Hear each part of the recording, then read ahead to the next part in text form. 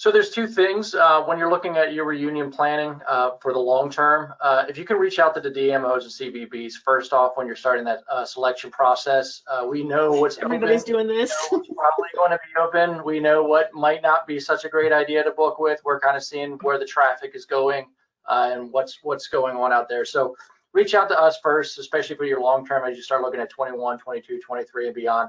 I think everybody will nod their head too. When you're looking at 22 and beyond, I think you're in a safe space. 21 is probably where we're still going to be a little bit of gray area till we get out of this thing, hopefully by January. In the short term, I'm going to highly recommend, the bad thing, the great thing with the reunions is everybody's scattered across the country, which is an opportunity. You might not be able to get together with all of your folks all in the same house or all under the same roof in the same hotel. But maybe 2 or 3 of you, maybe 2 or 3 couples could meet up. You're all maybe 2 or 3 hour drive somewhere. Does anybody have anything to add to those comments? Yeah, David.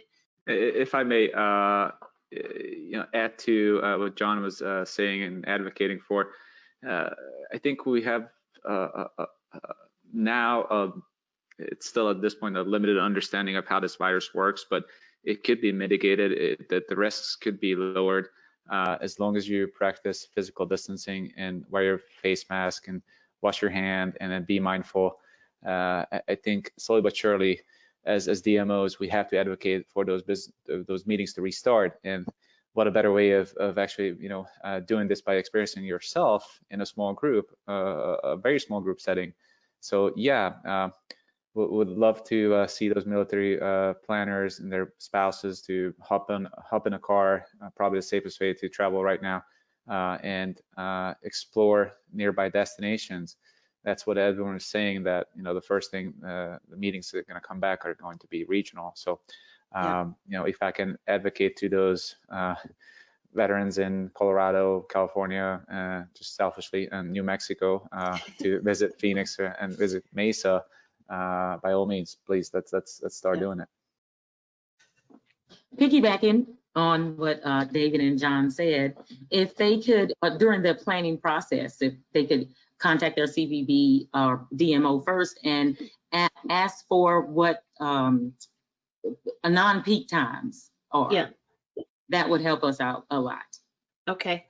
Okay, even if the groups are, let's say there's a reunion planner that's watching this and says, hey, I want to get together a group of 10 or fewer people in October or November of this year. So you want them to reach out to you regardless of the size of reunion, or absolutely, mini reunion. Absolutely, and that way we can assist them. With going on in the area, if there's any festivals, with hotel room blocks and group menus and planning. Yeah. Okay.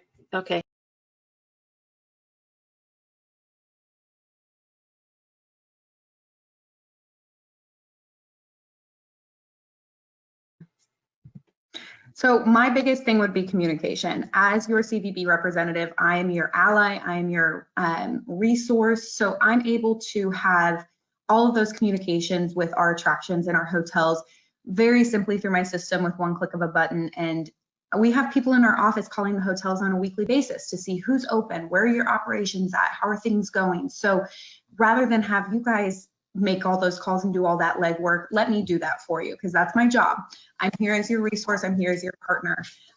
So definitely communication, keep me in the loop. Even if you're worried about cancellation or anything going on in Omaha, we're going to be the first stop as your resource. So I think most CVBs would say call us first. What I was finding is that when a lot of my hotels and attractions went to furlough or laid off, the CVB was the only people that were pretty much the voice of the city. So reunions I didn't even know were coming to the city were reaching out saying this hotel closed, or I can't get a hold of this attraction. And if I knew they were already in the city ahead of time, we were proactive. Like right when it hit March 16th, we called every single account and group that was coming into the city to make them aware that we're going to keep them up to date with what was going on. So if there are reunions that haven't contacted their Convention and Visitors Bureau and already have plans to come to a destination, I would definitely reach out moving forward just to say, hey, I'm coming in.